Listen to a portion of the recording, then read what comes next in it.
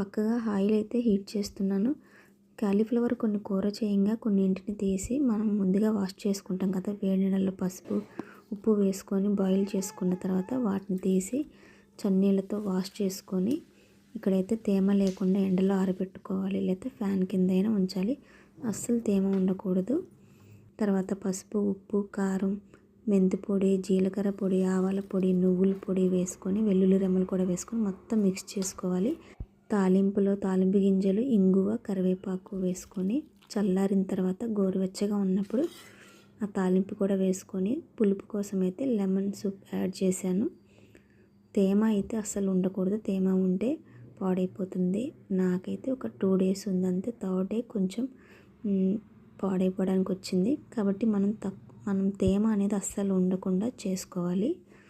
అప్పటికప్పుడు తినడానికి ఒక 2 days తేమ లేకుండా చేస్తే 1 week అయినా ఉంటుంది. తర్వాత అయితే దీన్ని వేడివేడి అన్నంలోకి ఆమ్లెట్ కొంచెం బాయిల్డ్ ఎగ్ పెట్టుకొని సర్వ్ చేసుకున్నాను. టేస్ట్ అయితే చాలా బాగుంటుంది. తేమ లేకుండా అయితే చూసుకోవాలి.